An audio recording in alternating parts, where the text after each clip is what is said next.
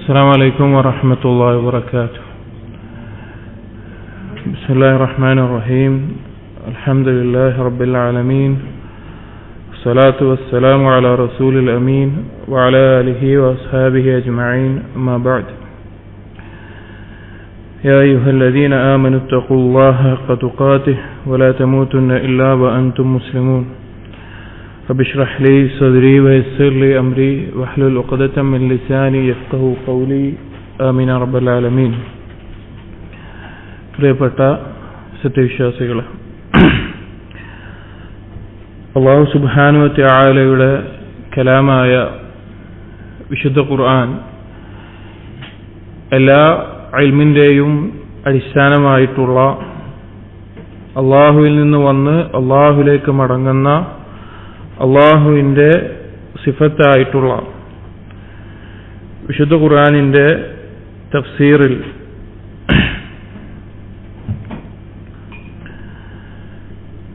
വിശുദ്ധ ഖുർആന്റെ തഫ്സീർ പഠിക്കുക, മനസ്സിലാക്കുക എന്നുള്ളത് വളരെ മഹത്തായ ഇൽമും അല്ലാഹു സുബ്ഹാനഹു വ തആല നമ്മോട് സംസാരിച്ചിട്ടുള്ളത് എന്താണെന്ന് കൃത്യമായി മനസ്സിലാക്കാൻ സാധിക്കുന്ന ഏറ്റവും മഹത്തായിട്ടുള്ള കാര്യവുമാണ്. വിശുദ്ധ ഖുർആനിന്റെ തഫ്സീറിൽ ധാരാളം മുഫസ്സിറുകൾ എഴുതിയ തഫ്സീറുകൾ നമ്മൾ കേട്ടിട്ടുണ്ടാകും. മുൻഗാമികളിലും പിൻഗാമികളിലും ധാരാളം ആളുകൾ വ്യത്യസ്ത രീതിയിൽ ഖുർആനിനെ വിശദീകരിച്ച് കാണാം. അസറുകളുടെ അടിസ്ഥാനത്തിൽ, ഖുർആനിന്റെ ആയത്തുകളുടെ അടിസ്ഥാനത്തിൽ, അദ്വാഉൽ ബയാൻ പോലെ ഇമാം ശൻഖീതി റഹിമഹുല്ലാഹ് എഴുതിയത്, അതുപോലെ ഹദീസിന് മുൻഗണന കൊടുത്ത്, അസറുകൾക്ക് മുൻഗണന കൊടുത്ത് ഭാഷാപരമായി ഫിഖ്ഹിയായ മസ്അലകളെ പരിഗണിച്ചുകൊണ്ട് റഅയുൽ മഹ്മൂദ്, പ്രശംസിക്കപ്പെടുന്ന റഅയിന്റെ അടിസ്ഥാനത്തിൽ വിശദീകരിച്ചത് കാണാം. അതുപോലെ തർബിയത്തിന് പ്രോത്സാഹനം നൽകിക്കൊണ്ട് ഇമാം സഅദി രചിച്ചതുപോലെ രചിച്ചത് കാണാം. അങ്ങനെ പല രീതിയിൽ ഖുർആന്റെ തഫ്സീറുകൾ നമുക്ക് ലഭ്യമാണ്.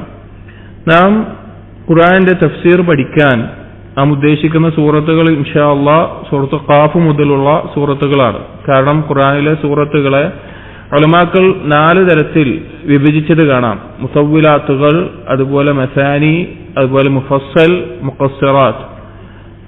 ദീർഘമായിട്ടുള്ള വലിയ 200 അത്രത്തോളം എടുത്തു വരുന്ന ആയത്തുകളുള്ള വലിയ സൂറത്തുകൾ, 100 ആയത്തുകൾ, 100ഓടടുത്ത് അല്ലെങ്കിൽ 100നോട് കുറച്ച് കഴിഞ്ഞു വരുന്ന അങ്ങനെയുള്ള ആയത്തുകളുടെ എണ്ണം വരുന്ന സൂറത്തുകൾ.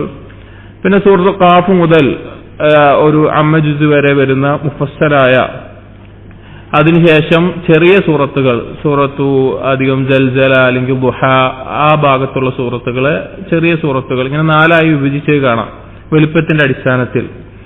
അതിൽ സൂറത്ത് ഖാഫ് മുതലുള്ള സൂറത്തുകളാണ് മുഫസ്സലായ സൂറത്തുകൾ എന്ന് പറയാറുള്ളതും ഉലമാക്കൾ നിസ്കാരങ്ങളിൽ പാരായണം ചെയ്യാൻ കൂടുതൽ പ്രോത്സാഹിപ്പിച്ചിട്ടുള്ളതും. നബി സല്ലല്ലാഹു അലൈഹി വസല്ലമ അധികവും പാരായണം ചെയ്തിരുന്നത് മുഫസ്സലായ സൂറത്തുകളാണെന്ന് പണ്ഡിതന്മാർ സൂചിപ്പിച്ചത് കാണാം. അതിന്റെ അടിസ്ഥാനത്തിൽ ഉലമാക്കൾ പ്രോത്സാഹിപ്പിച്ചിട്ടുണ്ട്. കാരണം ആ സൂറത്തുകളെ ചിന്തിക്കാനും അതുപോലെ തന്നെ ഒരുപാട് ഗുണപാഠങ്ങൾ ഉൾക്കൊള്ളാനും പരലോകത്തെ ഓർമ്മിപ്പിക്കുന്നതുമായതുകൊണ്ട് അത് അല്ലാത്ത സൂറത്തുകൾ ഓതിയിട്ടുണ്ട്, പക്ഷെ ആ സൂറത്തുകൾ അധികമായി ഓതിയതായി നമുക്ക് കാണാം. അപ്പൊ അതുകൊണ്ട് അതിന്റെ തഫ്സീറുകൾ ആദ്യം മനസ്സിലാക്കുക എന്നുള്ള ഉദ്ദേശത്തിലാണ് നാം സൂറത്ത് ഖാഫ് ആരംഭിക്കുന്നത്.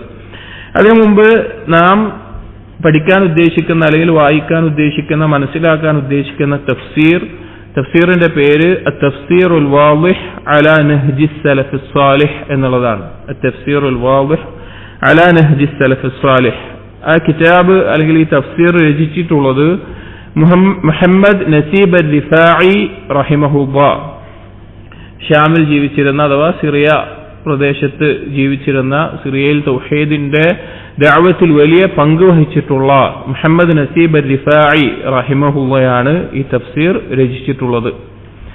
ഈ തഫ്സീറിനെ സംബന്ധിച്ച് മശ്ഹൂറുൽ ഹസൻ, ഷെയ്ഖ് അൽബാനിയുടെ ശിഷ്യനും മുഹമ്മദ് നസീബ് അർ-റിഫാഇയുടെ ശിഷ്യനൊക്കെ ആയിട്ടുള്ള ഇന്ന് ജീവിച്ചിരിക്കുന്ന ഷെയ്ഖ് മശ്ഹൂറുൽ ഹസൻ ഹഫിളഹുല്ലാഹ്, അദ്ദേഹം പറഞ്ഞത് കാണാം, തുടക്കക്കാരായ ആളുകൾ, വിദ്യാർത്ഥികൾ പഠിക്കേണ്ട, മനസ്സിലാക്കേണ്ട, വായിച്ചിരിക്കേണ്ട ഒരു തഫ്സീറാണിത്.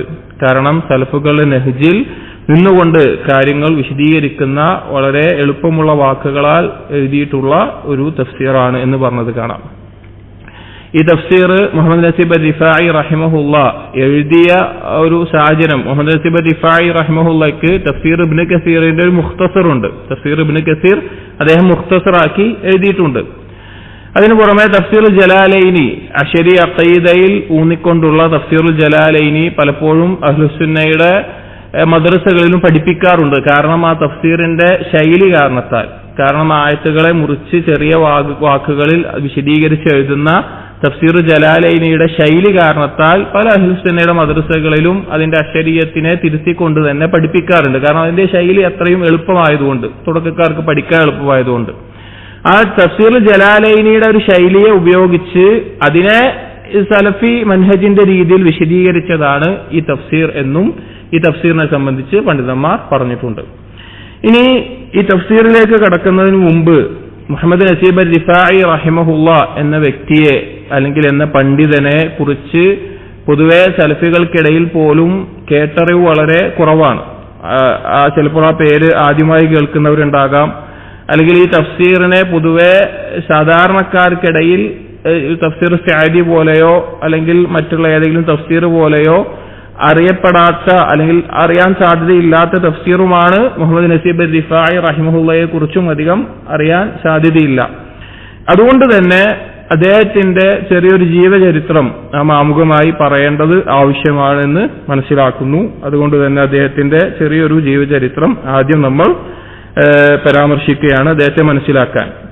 അദ്ദേഹത്തിന്റെ മുഴുവൻ പേര് Muhammad Naseeb bin Abdur Razzaq bin Muhiddin ar Rifai എന്നുള്ളതാണ് അദ്ദേഹത്തിന്റെ മുഴുവൻ പേര്.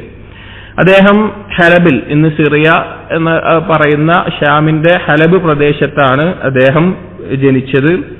അദ്ദേഹത്തിന്റെ കുടുംബമാണ് അർ-റിഫാഇ എന്നുള്ള പറയുന്നത്. റിഫാഇ എന്നുള്ളത് പലപ്പോഴും നമ്മൾ കേട്ട് പരിചയിച്ചിട്ടുണ്ടാവും. ഇപ്പൊ മുഹിദ്ദീൻ മാല പോലെ റിഫാഇ മാല, ഒരു ത്വരീഖത്ത് നിലനിൽക്കുന്ന ഷെയ്ഖിന്റെ പേരാണ് റിഫാഇ. ഷെയ്ഖ് ജീവിച്ചത് ഹിജ്റ 578 പിന്നെ മുഹമ്മദ് നസീബ് റിഫാഇ അല്ല, ഇത് ചേർക്കപ്പെടുന്ന റിഫാഇ ഷെയ്ഖ് എന്ന് പറയുന്ന Abul Abbas Ahmad bin Ali bin Yahya Rifai എന്നറിയപ്പെടുന്ന ഷെയ്ഖ്. മുഹിദ്ദീൻ ഷെയ്ഖിനെ പോലെ നമ്മുടെ നാട്ടിലൊക്കെ കേട്ടിട്ടുണ്ടാവും, റിഫാഇ മാല എന്നൊക്കെ പറഞ്ഞിട്ട്. അദ്ദേഹത്തിന്റെ ഒരു ത്വരീഖത്തുണ്ട്. അദ്ദേഹത്തിന്റെ കുടുംബത്തിന്റെ നസബിലാണ് മുഹമ്മദ് നസീബ് റിഫാഇ, നമ്മുടെ മുഅല്ലിഫ് റഹിമഹുള്ള, ജനിച്ചിട്ടുള്ളത്. അവർ അലി റളിയല്ലാഹുവിന്റെ മകനായ ഹുസൈൻ റളിയല്ലാഹുവിന്റെ കുടുംബ പരമ്പരയിൽ അഹ്ലുൽ ബൈത്തിലേക്ക് ചേർക്കപ്പെടുന്നവരാണ്. ഈ ഷെയ്ഖ് റിഫാഇ അദ്ദേഹത്തിന്റെ പേരിലുള്ള ത്വരീഖത്തിൽ ധാരാളം ശിർക്കും ഖുറാഫാത്തും സൂഫിയത്തും തസവുഫ് അതുപോലെ ധാരാളം കാര്യങ്ങൾ, പിഴച്ച കാര്യങ്ങൾ കാണാൻ സാധിക്കും. പക്ഷേ ഉലമാക്കൾ പറയുന്നത് ഷെയ്ഖ് റിഫാഇ റഹിമഹുള്ള മുഹിദ്ദീൻ ഷെയ്ഖിനെ പോലെ തന്നെ കിതാബിനോടും സുന്നത്തിനോടും കൂറു പുലർത്തിയിരുന്ന, എന്നാൽ അങ്ങേയറ്റത്തെ സുഹൃദ് ഉണ്ടായിരുന്ന, ഇൻകിസാർ ഉണ്ടായിരുന്ന, അള്ളാഹുലേക്ക് ആവശ്യക്കാരനായി ജീവിച്ചിരുന്ന ഒരു വ്യക്തിയായിരുന്നു. പിൽക്കാലത്ത് അദ്ദേഹത്തിലേക്ക് ഈ തരത്തിലുള്ള തസവുഫ് ചേർക്കപ്പെട്ടതാണ് എന്ന് ഉലമാക്കൾ പറഞ്ഞത് കാണാം. അദ്ദേഹത്തിന്റെ വാക്കുകളിൽ ചില വാക്ക് കാണാം. കുല്ലു ത്വരീഖിൻ ലം യംശി അലൽ കിതാബി വസ്സുന്ന ഫഹുവ സന്ദഖത്തുൻ. ഏതൊരു മാർഗമാവട്ടെ കിതാബിന്റെയും സുന്നത്തിന്റെയും മാർഗമല്ല എങ്കിൽ അത് ദീനിന് എതിരാകുന്ന, സിന്ദീഖാകുന്ന ഒരു പ്രവർത്തനമാണ് എന്ന് ഷെയ്ഖ് റിഫാഇ പറഞ്ഞത് കാണാം.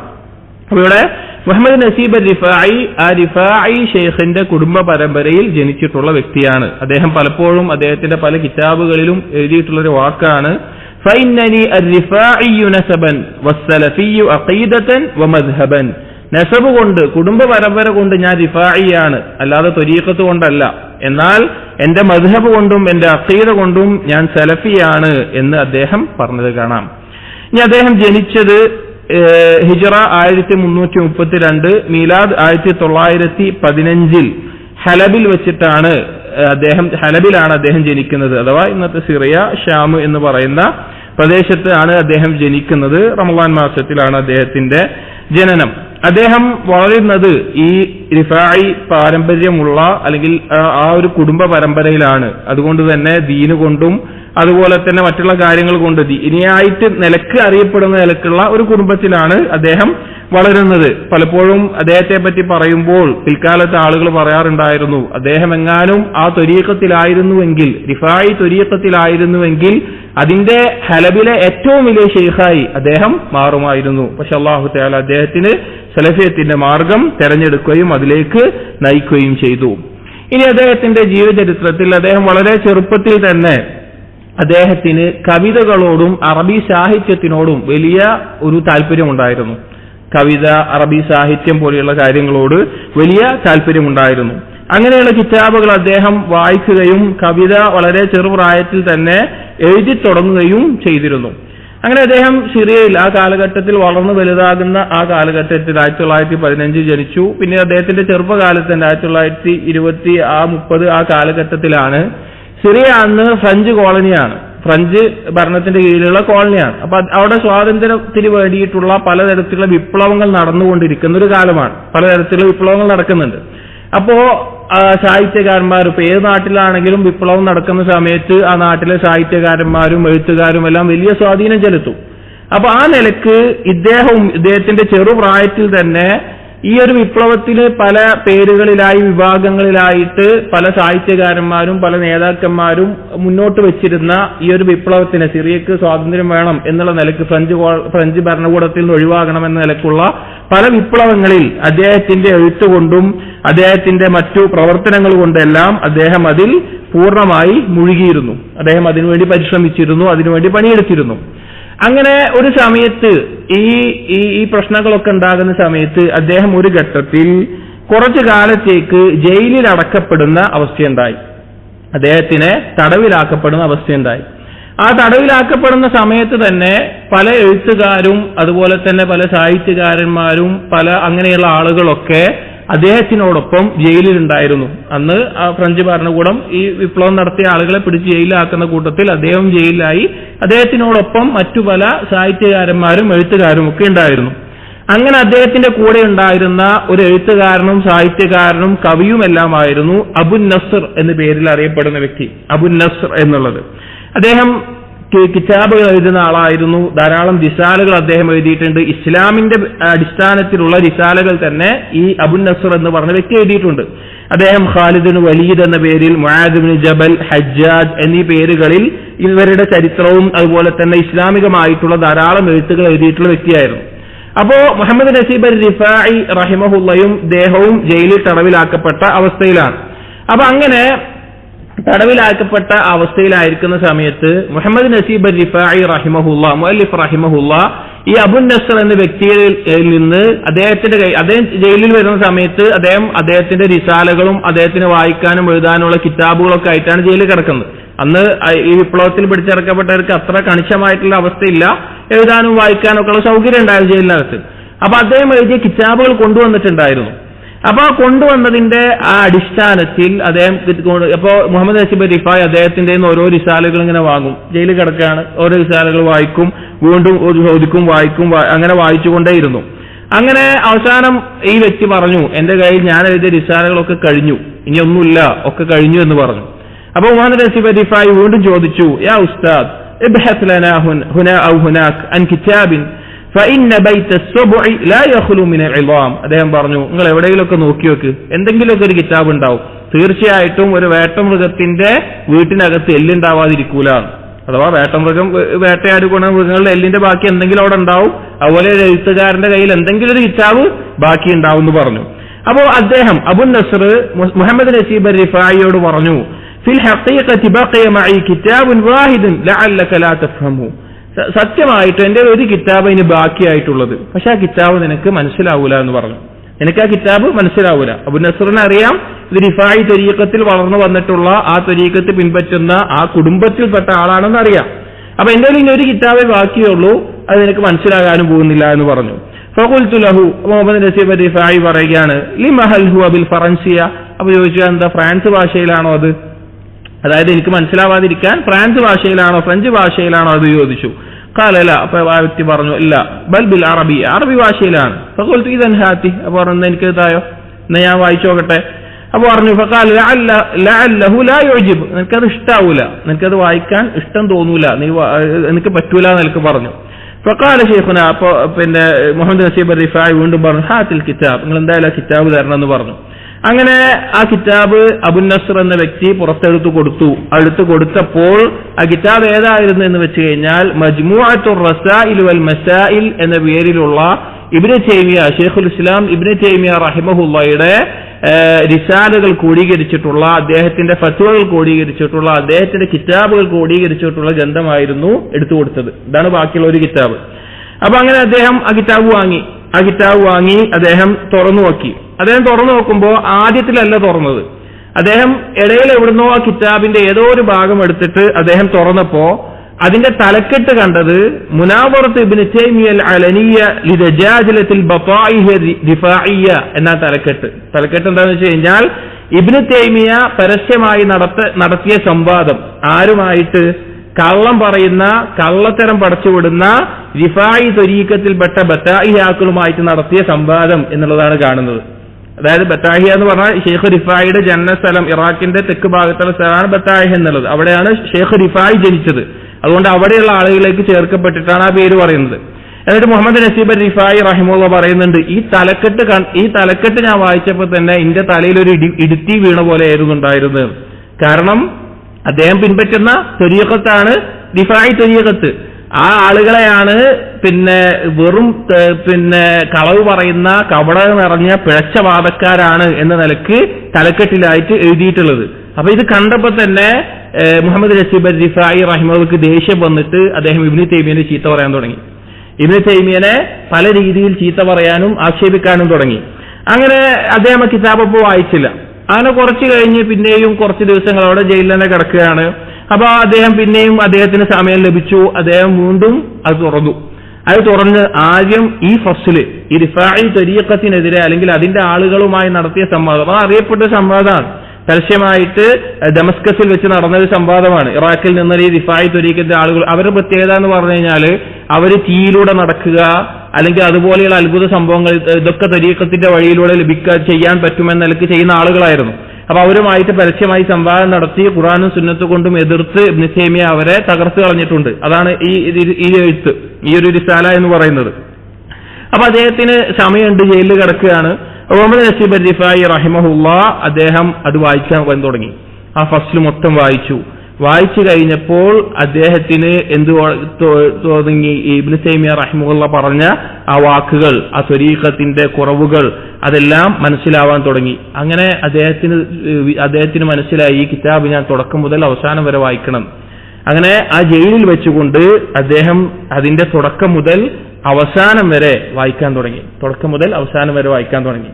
അങ്ങനെ സൂഫികൾ അവരുടെ സുൽത്താനുൽ ഔലിയ എന്ന് പറയുന്ന ഇബ്നു അറബിയെ സംബന്ധിച്ച് ഇബ്നു തൈമിയ്യ റഹിമഹുല്ലാ, ഇബ്നു അറബി സുൽത്താനുൽ ഔലിയ ഇൻദഹു മിനൽ കുഫ്രി മാ ഇൻദഹു, എന്നാൽ ആ ഇബ്നു അറബിയുടെ അടുക്കൽ ആവശ്യത്തിന് കുഫറുമുണ്ട് എന്ന് പറഞ്ഞ് ഇബ്നു അറബിയെ സംബന്ധിച്ച് അദ്ദേഹത്തിന്റെ ബിദ്അത്തും ഖുറാഫാത്തും അദ്ദേഹം പറഞ്ഞ കുഫറുകളും എല്ലാം ഖുർആനിന്റെ ആയത്തുകളുടെയും ഹദീസുകളുടെയും അടിസ്ഥാനത്തിൽ ഇബ്നു തൈമിയ്യ റദ്ദ് ചെയ്യുന്നത് മുഹമ്മദ് നസീബ് റിഫായി റഹിമഹുല്ലാ അത് വായിച്ചു. അങ്ങനെ ജയിലിൽ വെച്ച് അദ്ദേഹത്തിന് യഥാർത്ഥ ഹക്കായിട്ടുള്ള മാർഗം അത് ഈ ഇബ്നു തൈമിയ്യ റഹിമഹുല്ലാ പഠിപ്പിച്ച സലഫുകളുടെ മാർഗമാണ് എന്നും തൗഹീദാണെന്നും സുന്നത്താണെന്നും ബോധ്യപ്പെടുകയും അദ്ദേഹം അതിന് അള്ളാഹുവിനെ സ്തുതിക്കുകയും ചെയ്തു. അങ്ങനെ ആ ജയിലിൽ കഴിയുന്ന കാലത്ത് തന്നെ അന്ന് അവിടെ ജയിലിൽ അദ്ദേഹത്തിന് പുകവലിക്കുന്ന ശീലം ഉണ്ടായിരുന്നു. പുകവലിക്കാനൊക്കെ ലഭ്യമാണ്. അങ്ങനെ അദ്ദേഹം പുകവലി നിർത്തിയിട്ട് ആ പുകവലിക്കാൻ ലഭിക്കുന്ന സമ്പത്തോ അല്ലെ പണമോ എന്തോ കാര്യമുണ്ട്, അത് അദ്ദേഹം എടുത്തു വെച്ചുകൊണ്ട് അദ്ദേഹത്തിനെ സന്ദർശിക്കാൻ വരുന്ന കുടുംബക്കാർക്ക് കൊടുത്ത് കുടുംബക്കാരോട് പോയിട്ട് ഇബ്നു തൈമിയ്യ റഹിമഹുള്ളയുടെ കിതാബുകൾ വാങ്ങിയിട്ട് വരാൻ പറയും. അങ്ങനെ ഇബ്നു തൈമിയ്യ റഹിമഹുള്ളയുടെ കിതാബുകളെല്ലാം ആ ജയിലിൽ ഇരുന്നു കൊണ്ട് എത്രയാണോ വായിക്കാൻ സാധിക്കുക അത്രയും അദ്ദേഹം വായിക്കുകയും അദ്ദേഹത്തിന്റെ അഖീദ ഏറ്റവും ശരിയാവുകയും സലഫുകളുടെ മൻഹജ് പിൻപറ്റുകയും ചെയ്തു. അങ്ങനെ ഷെയ്ഖ് പറയുകയാണ്, അങ്ങനെ ഞാൻ ആ ജയിലിൽ വെച്ച് 2 റക്അത്ത് നിസ്കരിച്ചു. വഖുൽതു, എന്നിട്ട് ഞാൻ പറഞ്ഞു, ലഇൻ അഖ്റജനില്ലാഹു മിൻ ഹാദാ സിജ്ൻ ലഅൻശറന്ന ഹാദൽ ഹഖ് വഹാദൽ മൻഹജ്. അള്ളാഹു എങ്ങാനും എന്നെ ഈ ജയിലിൽ നിന്ന് പുറത്തേക്ക് കൊണ്ടുവരികയാണെങ്കിൽ ഈ ഒരു ഹഖിനെ, ഈ ഒരു മൻഹജിനെ ഞാൻ പ്രചരിപ്പിക്കുക തന്നെ ചെയ്യും എന്ന് അദ്ദേഹം പറഞ്ഞു. അങ്ങനെയാണ് അദ്ദേഹം സലഫി മൻഹജിലേക്ക് വരുന്നത്. ആ ജയിലിൽ കിടന്ന് ഇബ്നു തൈമിയ്യ റഹിമഹുള്ളയുടെ കിതാബുകൾ വായിച്ച് അതിൽ നിന്നാണ് യഥാർത്ഥ തൗഹീദിന്റെ അഖീദയും സലഫി മൻഹജും അദ്ദേഹം മനസ്സിലാകുന്നത്. പിന്നീട് അദ്ദേഹത്തിന്റെ ജീവിതം ഈ ഒരു ഹഖിനെ ദഅവത്ത് ചെയ്യുന്നിടത്ത് വളരെ വലിയ ത്യാഗം സഹിച്ചിട്ടുള്ള ജീവിതമായിരുന്നു. അദ്ദേഹം ജയിലിൽ നിന്ന് പുറത്തിറങ്ങി അദ്ദേഹം ആദ്യം അദ്ദേഹത്തിന്റെ കുടുംബത്തെയും അദ്ദേഹത്തിന്റെ നാട്ടുകാരെയും അദ്ദേഹത്തിന്റെ ചുറ്റുമുള്ള ആളുകളെയും എല്ലാം ഈ ശരിയായ അഖീദയിലേക്ക് വിളിച്ചു. ബിദ്അത്തിന്റെയും തസവ്വുഫിന്റെയും ഇസ്തിഗാസത്തുൽ മഖ്ലൂഖ്, സൃഷ്ടികളോട് ഇസ്തിഗാസ നടത്തും, അന്നത് വ്യാപകമായിരുന്നു. അവിടെ അതാണ് ദീനിൽ ഉണ്ടായിരുന്നത്. അതിനെതിരെ ശക്തമായി അദ്ദേഹം പറയുകയും ചെയ്തു. അങ്ങനെ അദ്ദേഹം പുറത്തിറങ്ങി ഈ ദഅവത്ത് തുടങ്ങിയ സമയത്ത് തസവുഫിൽ അറിയപ്പെട്ടിരുന്ന അല്ലെങ്കിൽ ഈ ഒരു പാതയിൽ റിഫായി ത്വരീഖത്തിൽ മുഴുകിയിരുന്ന അദ്ദേഹത്തിന്റെ പിന്നെ ഒരു കസിൻ ഇബ്നു അംർ അദ്ദേഹത്തിന്റെ അടുക്കൽ വന്നു. എന്നിട്ട് പറഞ്ഞു, ലിമാദാ ലാ തദ്ഹബു ഇൻദ ശൈഖിനാ മുഹമ്മദ് നബ്ഹാൻ, അന്ന് ആ നാട്ടിലുണ്ടായിരുന്ന ഈ റിഫായി ത്വരീഖത്തിലെ അറിയപ്പെട്ട ഷെയ്ഖായിട്ടുള്ള ഷെയ്ഖ് നബ്ഹാന്റെ അടുക്കലേക്ക് നിനക്ക് എന്തുകൊണ്ട് വന്നുകൂടാ, ഒന്ന് സംസാരിച്ചുകൂടാ എന്ന് പറഞ്ഞു. സ്വാഭാവികമായിട്ടും അങ്ങനെയാണ്, നമുക്കറിയാം. ഒരു ഹക്ക് ഈ തൗഹീദ് ഉൾക്കൊണ്ട് പറഞ്ഞു തുടങ്ങുമ്പോൾ ആ നാട്ടിലെ ബിദ്അത്തിന്റെ നേതാക്കളോട് സംസാരിക്കാൻ വന്നുകൂടെ എന്ന നിലക്കൊക്കെ ഉണ്ടാവും. അപ്പൊ അങ്ങനെ അദ്ദേഹത്തിന്റെ സംസാരിക്കാൻ വന്നുകൂടെ എന്ന് ചോദിച്ചു. അങ്ങനെ അദ്ദേഹം ഈ പിന്നെ തന്റെ കസിനോടൊപ്പം ഇബ്നു അമ്മിനോടൊപ്പം ചെല്ലുകയും സംസാരിക്കാൻ തുടങ്ങുകയും ചെയ്തു. അദ്ദേഹം പറഞ്ഞു, ഷെയ്ഖ് എനിക്ക് കുറച്ച് സംശയങ്ങളുണ്ട്, എനിക്ക് ചില കാര്യങ്ങൾ അറിയേണ്ടതുണ്ട് എന്ന നിലക്ക് ചോദിക്കുകയും ആ കാര്യങ്ങൾ അവതരിപ്പിക്കുകയും ചെയ്തു. അങ്ങനെ ഷെയ്ഖ് ചോദിക്കാൻ പറഞ്ഞു. അങ്ങനെ ചോദിച്ചു. അങ്ങനെ ഖുർആനും സുന്നത്തും കൊണ്ട് ഇബ്നു തൈമിയ്യയുടെ കിതാബുകളിൽ നിന്ന് ലഭിച്ച ഖുർആനും സുന്നത്തും കൊണ്ടുള്ള തൗഹീദും സലഫി മൻഹജും അദ്ദേഹം പറയുകയും ഈ പഴച്ച തസവുഫിന്റെ വാദങ്ങളെ എതിർക്കുകയും ചെയ്തു. അങ്ങനെ ഇത് ആവർത്തിച്ചപ്പോഴും അവിടുത്തെ ഈ തസവുഫിന്റെ ഷെയ്ഖ് നബ്ഹാൻ എന്നുള്ളത് തിരിച്ച് ഈ തെളിവുകളോ അല്ലെങ്കിൽ അതിനുള്ള മറ്റു മറുപടികളോ അല്ല തരുന്നുണ്ടായിരുന്നത്. ആ ഷെയ്ഖ് തിരിച്ചു പറഞ്ഞത് ഇബ്നു അറബി പറഞ്ഞ വാക്കുകളാണ്. തസവുഫിന്റെ ഏറ്റവും പിഴച്ച വാദക്കാരനായിരുന്ന അവരെ ഇമാമായി കാണുന്ന, അവരെ സുൽത്താനുൽ ഔലിയ ആയിട്ട് കാണുന്ന ആളാണ് ഇബ്നു അറബി. ഇബ്നു അറബി പറഞ്ഞ പിഴച്ച വാദങ്ങളാണ് അല്ലെങ്കിൽ അദ്ദേഹത്തിന്റെ വാക്കുകളാണ് മറുപടിയായിട്ട് വന്നിട്ടുണ്ടായിരുന്നത്. അപ്പോ ഷെയ്ഖ് തിരിച്ചു പറഞ്ഞു, ഇബ്നു തൈമിയ്യ റഹിമഹുല്ലാ ഇബ്നു അറബിയിൽ സംബന്ധിച്ചിട്ടുള്ള ചില പ്രശ്നങ്ങൾ, ചില കുഴപ്പങ്ങൾ പറഞ്ഞിട്ടുണ്ടല്ലോ എന്ന് പറഞ്ഞു. അപ്പോ ഷെയ്ഖ് നബ്ഹാൻ ഇവരോട് തൗഫീന്റെ ഷെയ്ഖ് തിരിച്ചു പറഞ്ഞു, ഇബ്നു തൈമിയ്യ യുആദി അൽ ഔലിയ, ഔലിയാക്കളോട് എതിരായി നിൽക്കുന്ന ആളാണ് ഇബ്നു തൈമിയ്യ എന്ന നിലക്ക് പറഞ്ഞു. അപ്പോ മുഹമ്മദ് നസീബ് അൽ റിഫായി തിരിച്ചു പറഞ്ഞു, ഇവിടെ ഇബ്നു അറബിയുടെ കവിതകളിൽ ഒരു വരി കാണാം എന്ന് പറഞ്ഞുകൊണ്ട് പറഞ്ഞു, വമൽ കൽബു വലൽ ഖിൻസീറു ഇല്ലാ ഇലാഹുനാ വമല്ലാഹു ഇല്ലാ റാഹിബുൻ ബികനീസ. ഇബ്നു അറബി പറഞ്ഞൊരു വാക്കാണ്, ഏത് നായയോ ഏത് പന്നിയാവട്ടെ അതൊക്കെ നമ്മുടെ ഇലാഹാണ്. പിന്നെ ഏതൊരു പള്ളിയിലുള്ള പുരോഹിതനും അല്ലെങ്കിൽ ഏതൊരു പുരോഹിതനും ഏത് വിഭാഗത്തിലാവട്ടെ, പള്ളിയിലച്ഛനാവട്ടെ ഏത് വിഭാഗത്തിലോ ജൂതനാവട്ടെ ആരാവട്ടെ അവരൊക്കെ അള്ളയാണ് എന്നുള്ള ഈ കവിത തിരിച്ചു പറഞ്ഞു. ഇതിൽ പറഞ്ഞു നോക്കൂ, ഇതെന്തൊരു പിഴച്ച കുഫറിന്റെ വാദമാണെന്ന്. അപ്പൊ ആ ഷെയ്ഖ് തിരിച്ചു പറഞ്ഞു, യാ ബനി ലാ തഅരിഫുൽ അറബിയ്യ, മോനെ നിനക്ക് അറബി അറിയില്ലേ എന്ന് പറഞ്ഞു. അപ്പോ ഈ മുഹമ്മദ് നസീബ് റിഫായി എന്ന് പറഞ്ഞു, എനിക്ക് അറബി നന്നായിട്ട് അറിയാം, ഞാൻ അറബി കവിതകൾ എഴുതുന്ന ആളാണ് എന്ന് പറഞ്ഞു.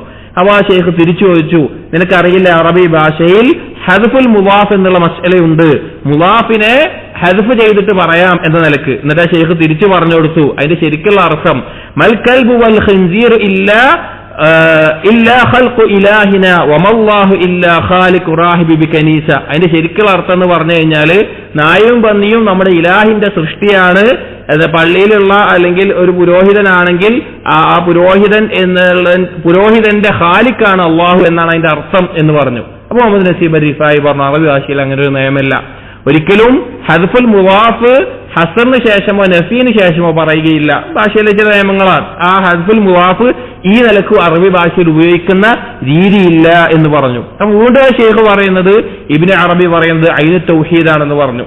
അപ്പോ പിന്നെ പറഞ്ഞു അത് ഐനുൽ കുഫറാണെന്ന് പറഞ്ഞു. അപ്പൊ ഷെയ്ഖ് അവസാനം ചോദിച്ചു, ഞാനൊക്കെ പറയുന്നത് ഇബ്നു അറബി പറഞ്ഞ വാക്കാണ്, അങ്ങനെ പറഞ്ഞാൽ ഞാനും കാഫിറാവുമോ?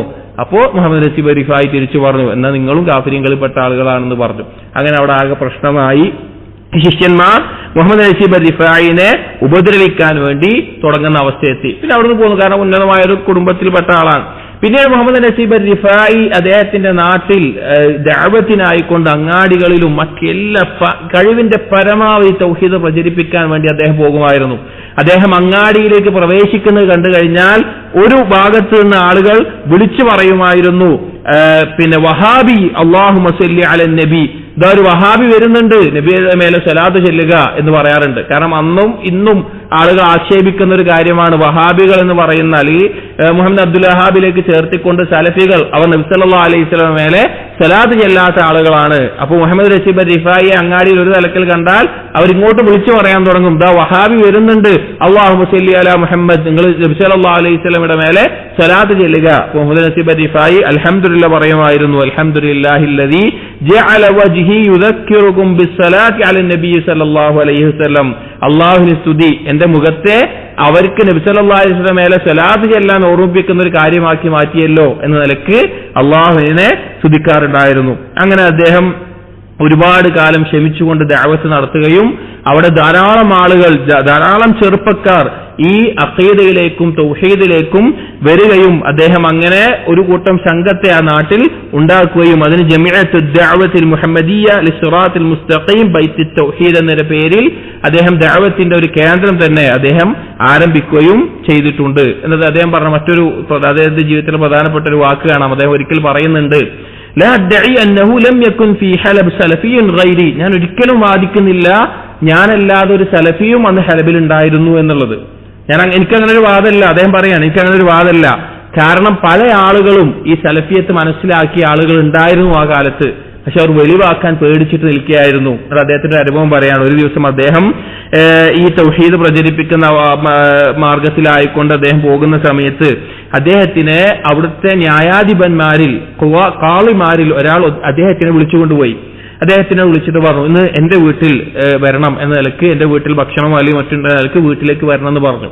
അങ്ങനെ വീട്ടിലെത്തി എപ്പോൾ അദ്ദേഹം കഥകളെല്ലാം അടച്ച്, ഈ കാളി കഥകളെല്ലാം അടച്ച് ഈ മുഹമ്മദ് നസീബ് റിഫായി റഹിമഹുള്ളാഹിക്ക് കുറഞ്ഞ ശബ്ദത്തിൽ ഒരു കിതാബ് കയ്യിൽ കൊടുത്തു. എന്നിട്ട് പറഞ്ഞു, ഹാദാ യുഫീദുക, ഇത് നിനക്ക് ഉപകാരപ്പെടും, ലാകിൻ ലാ തുഖ്ബിർ അഹദൻ അന്നി അഅതൈതുക ഇയ്യാഹ്, പക്ഷെ ഞാനാണത് തന്നത് എന്ന് ആരോടും പറയരുത്. ഒരു കിതാബ് കൊടുത്തിട്ട് ഇത് നിനക്ക് ഉപകാരപ്പെടും, ഇത് ഞാനാണ് തന്നതെന്ന് ആരോടും പറയരുത് എന്ന് അദ്ദേഹം പറയുന്നുണ്ട്. ആ കിതാബ് ഏതായിരുന്നു എന്ന് വെച്ച് കഴിഞ്ഞാൽ മുഹമ്മദ് അബ്ദുൽ വഹാബ് റഹിമഹുള്ളയുടെ അൽ ഉസൂൽ സലാസുൽ ഉസൂൽ എന്നുള്ള കിതാബായിരുന്നു അന്ന് കൊടുത്തിട്ടുണ്ടായിരുന്നു. അപ്പൊ അദ്ദേഹം പറയാണ്, ധാരാളം ആളുകൾ അന്ന് അവിടെ സലഫിയത്ത് അംഗീകരിച്ചിട്ടുണ്ടായിരുന്നു. പിന്നെ അദ്ദേഹം ഷെയ്ഖ് അൽബാനി റഹിമഹുള്ളയുമായി കണ്ടുമുട്ടിയ സംഭവം കാണാം. അദ്ദേഹത്തിന്റെ അടുക്കൽ ധാരാളം ശിഷ്യന്മാരായൊക്കെ വർദ്ധിച്ച് ആളുകൾ തൗഹീദും ഇതെല്ലാം പഠിച്ചു തുടങ്ങിയപ്പോൾ അവർക്ക് കൂടുതൽ പഠിക്കാൻ വേണ്ടി വേറെ നാടുകളിലേക്ക് പോകണം എന്നുള്ള ഒരു ആഗ്രഹം വന്നു. ചില വിദ്യാർത്ഥികൾ അവർക്ക് കൂടുതൽ ഇൽമിന്റെ ധാരാളം ഫന്നുകൾ പഠിക്കണം എന്നുള്ള ആഗ്രഹം പറഞ്ഞപ്പോൾ ദമസ്കസിലേക്ക് പോകാൻ വേണ്ടി മുഹമ്മദ് നസീബ് റിഫായി റഹിമഹുള്ള പറയുകയും അവിടെ അന്ന് ജീവിച്ചിരുന്ന ഷെയ്ഖ് ബഹ്ജത്തുൽ ബൈത്താർ എന്ന പേരുള്ള ഷെയ്ഖിന് കത്തെഴുതുകയും പറഞ്ഞു, ഇങ്ങനെ വിദ്യാർത്ഥികൾ പഠിക്കാൻ വരുന്നുണ്ട്, ഇവർക്ക് ആവശ്യമുള്ള നിലയിൽ പഠിക്കാനുള്ള സൗകര്യം വേണം എന്ന നിലക്ക് അദ്ദേഹം കത്തെഴുതി. അങ്ങനെ ഈ വിദ്യാർത്ഥികൾ ഷാമിലേക്ക് എത്തിയ സമയത്ത് ആ ഷാമിൽ നിന്ന് ഈ ഷെയ്ഖിനെ തിരിച്ച് അവരൊരു കത്തെഴുതി, ഞങ്ങളിവിടെ സലഫിയായിട്ടുള്ള ഷെയ്ഖിനെ കണ്ടെത്തിയിട്ടുണ്ട്, ആ ഷെയ്ഖ് ബഹ്ജത്തുൽ ബൈത്താറിനേക്കാളും അറിവുള്ള ആളായിട്ടാണ് മനസ്സിലാകുന്നത്, ആ ഷെയ്ഖിന്റെ പേര് ഷെയ്ഖ് മുഹമ്മദ് നാസുദ്ദീൻ അൽ അൽബാനി എന്നാണ് എന്ന് പറഞ്ഞുകൊണ്ട് ഈ മുഹമ്മദ് നസീബ് റിഫായിക്ക് തിരിച്ചു കത്തെഴുതി. ഈ കത്ത് ലഭിച്ച ഉടനെ തന്നെ മുഹമ്മദ് നസീബ് റിഫായി അദ്ദേഹത്തിന്റെ യാത്രക്ക് ആവശ്യമായിട്ടുള്ള വസ്ത്രങ്ങളും മറ്റുമെല്ലാം എടുത്തുകൊണ്ട് ഷെയ്ഖ് അൽബാനിയെ പരിചയപ്പെടാൻ വേണ്ടി അദ്ദേഹം യാത്ര പോവുകയും ഷെയ്ഖ് അൽബാനിയുമായി കണ്ടുമുട്ടുകയും അദ്ദേഹത്തിന്റെ സലഫി ദഅവയിൽ ഒപ്പം കൂടുകയും അദ്ദേഹത്തിന്റെ നാട്ടിലേക്ക് ഹലബിലേക്ക് ദർസെടുക്കാൻ വരണമെന്ന് ആവശ്യപ്പെടുകയും അങ്ങനെ പിന്നീട് മാസത്തിൽ 3 ദിവസം ഷെയ്ഖ് അൽബാനി റഹിമഹുള്ള ഇവരുടെ അടുക്കിലേക്ക്, ഇവരുടെ വിദ്യാർത്ഥികളിലേക്ക് സലഫി ദഅവത്തിന് വേണ്ടി പിന്നെ ദഅവത്ത് പഠിപ്പിക്കാൻ വേണ്ടി ഷെയ്ഖ് വരാറുണ്ടായിരുന്നു, ഷെയ്ഖ് അൽബാനി വരാറുണ്ടായിരുന്നു. മാസത്തിൽ 3 ദിവസം വെച്ചിട്ട് പഠിപ്പിക്കാൻ സലഫി ദഅവത്ത് വേണ്ടി ഷെയ്ഖ് അൽബാനി വരാറുണ്ടായിരുന്നു എന്ന് കാണാം. ഷെയ്ഖ് അൽബാനിയിൽ നിന്നും അദ്ദേഹം ധാരാളം കാര്യങ്ങൾ പഠിച്ചിട്ടുണ്ട്. പിൽക്കാലത്ത് അദ്ദേഹത്തിന്റെ ഈ ദഅവ മേഖലയിൽ വളരെ വലിയ പരീക്ഷണം അദ്ദേഹം നേരിട്ടിട്ടുണ്ട്. കാരണം ഭരണകൂടവും നാട്ടുകാരും എല്ലാം എതിരായിട്ടുള്ള ആ ദഅവയിൽ അദ്ദേഹം അനുഭവിച്ച വലിയൊരു ത്യാഗം ഒരു ഘട്ടത്തിൽ എന്തായിരുന്നു വെച്ച് കഴിഞ്ഞാൽ അദ്ദേഹത്തെ ഒരു സമയത്ത് അദ്ദേഹത്തെ തടവിലാക്കുകയും അദ്ദേഹത്തിന്റെ ജീവിതത്തിൽ നടന്ന മറ്റൊരു സംഭവം, ഒരിക്കലൊരു ദിവസം രാത്രി അദ്ദേഹത്തിന്റെ വീട്ടിലേക്കൊരു ചെറുപ്പക്കാരൻ വന്നു. ചെറുപ്പക്കാരൻ കതകുമുട്ടി വന്നു. അങ്ങനെ കതക് തുറന്നപ്പോൾ ആ വ്യക്തി ചോദിച്ചു, അൻതുമുൽ വഹാബിയ, നിങ്ങളാണോ വഹാബികൾ എന്ന് ചോദിച്ചു. നിങ്ങൾ വഹാബികളാണോ എന്ന് ചോദിച്ചു. എന്നിട്ട് ചോദിച്ചു, നിങ്ങൾ പറയുന്നുണ്ട് ഇന്നൽ അസാ അഫ്ളൽ മിൻ മുഹമ്മദിൻ സല്ലല്ലാഹു അലൈഹി വസല്ലം, നബി സല്ലല്ലാഹു അലൈഹി വസല്ലമയേക്കാൾ അഫ്ളലായിട്ടുള്ള ഒരു വടിയാണ് എന്നുള്ള വാദം നിങ്ങൾ പറയുന്നുണ്ട് എന്ന് കേട്ടു. വന്നക്കും ലാ തുഹിബ്ബൂന സലാത്ത അല നബി സല്ലല്ലാഹു അലൈഹി വസല്ലം, നിങ്ങൾ നബിയുടെ മേലെ സലാത്ത് ചെല്ലുന്നത് ഇഷ്ടപ്പെടുന്നില്ല എന്നുള്ള നിലക്ക് കേട്ടു. ഇതാണ് അന്നത്തെ അവിടെയുള്ള തസവുഫിന്റെ ആളുകൾ പറഞ്ഞുകൊണ്ടിരുന്ന ശുബ്ഹത്തുകൾ ഇതായിരുന്നു. ഇങ്ങനെ കുറെ ശുബ്ഹത്തുകൾ ഇതൊക്കെ ചോദിച്ചു. അങ്ങനെ മുഹമ്മദ് നസീബ് റിഫായി ചെറുപ്പക്കാരനോട് പറയുകയും കാര്യങ്ങൾ വിശദീകരിച്ചു കൊടുക്കുകയും ആ പറയുന്ന ഓരോ കൂട്ടത്തിലും നബി സല്ലല്ലാഹു അലൈഹി വസല്ലം പേര് പറയുമ്പോൾ സ്വാഭാവികമായിട്ടും ഏതൊരു സുന്നിയും സലഫിയും ചെയ്യുന്ന സലാത്ത് ചെല്ലുകയും എല്ലാം ചെയ്തു. അങ്ങനെ സലാത്ത് ചെല്ലുന്നതും കാര്യങ്ങളൊക്കെ കേട്ട് കഴിഞ്ഞിട്ട് ഈ കാര്യങ്ങളെല്ലാം സംസാരിച്ചു. എന്നിട്ട് പറഞ്ഞു സലാത്ത് ചെല്ലാതെ എങ്ങനെയാണ് നിസ്കാരം ശരിയാവുക, ഞങ്ങൾ സലാത്ത് ചെല്ലുന്നവരാണ്. ആ കാര്യം ആ സംസാരത്തിന് ശേഷം ആ വന്ന വ്യക്തിക്കും ഈ തൗഹീദ് യഥാർത്ഥത്തിൽ മനസ്സിലാവുകയും ആ തസവുഫിന്റെ ബാധ ഒഴിവാക്കുകയും ചെയ്തു. യഥാർത്ഥത്തിൽ ആ വ്യക്തി വന്നത് ചില ആളുകൾ ഈ മുഹമ്മദ് നസീബ് റിഫായിയെ കൊല്ലാൻ വേണ്ടി കയ്യിലൊരു കത്തിയും ഏൽപ്പിച്ചുകൊണ്ട് പറഞ്ഞയച്ചതായിരുന്നു ഈ ചെറുപ്പക്കാരനെ. മുഹമ്മദ് നസീബ് റിഫായിയെ കൊല്ലാൻ കത്തിയുമായി വന്ന ആൾ ആ കത്തി പുറത്തെടുത്ത് കാണിച്ചു കൊടുത്തു, എന്നെങ്ങനെ വിട്ടതാണെന്ന് പറഞ്ഞു. അങ്ങനെ ഉണ്ടായിട്ടുണ്ട്. അതുപോലെ തന്നെ അദ്ദേഹത്തിന് മറ്റൊരു വലിയ പീഡനം നൽകാനുണ്ടായ ഒരു സംഭവം, അദ്ദേഹം ആ കാലഘട്ടത്തിൽ ഷെയ്ഖ് അൽബാനിയുടെ അടുക്കൽ നിന്ന് അദ്ദേഹം പിന്നീട് മിസ്റിലേക്കും സൗദിയിലേക്കും എല്ലാം പോയിട്ടുണ്ട്. ഒരുപാട് യാത്രകൾ പിന്നീട് അദ്ദേഹം ചെയ്തിട്ടുണ്ട്. ആ ഒരു ഘട്ടത്തിൽ അദ്ദേഹം മലിക് ഫൈസൽ റഹിമഹുല്ല അദ്ദേഹം സൗദിയുടെ ഭരണാധികാരിയായിരുന്ന കാലഘട്ടത്തിൽ 1965 മലിക് ഫൈസൽ അൽ ഹൽഫുൽ ഇസ്ലാമി അൽ വഹദത്തുൽ ഇസ്ലാമിയ മുസ്ലിമീങ്ങളെ ഏകോപിപ്പിക്കുന്ന ഒരു കാര്യത്തിന് വേണ്ടി അദ്ദേഹം ഒരുങ്ങിയിരുന്നു, അതിന്റെ കുറച്ച് കാര്യങ്ങളുമായിട്ട്. അങ്ങനെ ഈ കാര്യം വളരെ നല്ലതാണെന്ന് തോന്നിയ മുഹമ്മദ് നസീബ് റിഫായി മലിക് ഫൈസലിനെ പ്രശംസിച്ചുകൊണ്ട് ഒരു കവിത എഴുതുകയുണ്ടായി. അന്നത്തെ രാഷ്ട്രീയ സാഹചര്യത്തിലും അന്നത്തെ രാഷ്ട്രീയമായിട്ട് പല കാര്യങ്ങളാലും ഈ സിറിയയുടെ ഭരണകൂടത്തിനും ഈ കാര്യം അത്ര ഇഷ്ടമുണ്ടായിരുന്നില്ല. അങ്ങനെ ഈ മുഹമ്മദ് നസീബ് റിഫായിയെ ചോദ്യം ചെയ്യാൻ വേണ്ടി അതിന്റെ ഉത്തരവാദിത്തപ്പെട്ട ആളുകൾ വന്നു. എന്തിനാണ് ചോദ്യം ചെയ്യുന്നത് വെച്ചാൽ ഈ കവിത എഴുതിയതിന്റെ പേരിൽ ചോദ്യം ചെയ്തു. ആ ചോദ്യം ചെയ്യാൻ വന്ന ആള് പറഞ്ഞ വളരെ നല്ലൊരു വാക്ക് കാണാം. അവർ പറഞ്ഞു, നഹ്നു നഅലമു അന്ന കുല്ല ശുയൂഇയ്യിൻ വലാഉഹു ലിമോസ്കോ വകുല്ലു സലഫിയ്യിൻ വലാഹു ലിസ്സൗദിയ. ഞങ്ങൾക്ക് അറിയുന്ന കാര്യമാണ്, ഏതൊരു കമ്മ്യൂണിസ്റ്റിനും ഇഷ്ടമുണ്ടാവുന്ന നാടായിരിക്കും മോസ്കോ. അതായത് അന്നത്തെ സോവിയറ്റ് യൂണിയന്റെ റഷ്യയുടെ തലസ്ഥാനമായിട്ടുള്ള കമ്മ്യൂണിസത്തിന്റെ ഒരു വലിയ നാടായിട്ട് അറിഞ്ഞിരുന്നത്. അപ്പൊ ഏതൊരു കമ്മ്യൂണിസ്റ്റുകാരനും അതിനോടായിരിക്കും ഇഷ്ടം ഉണ്ടാവുക.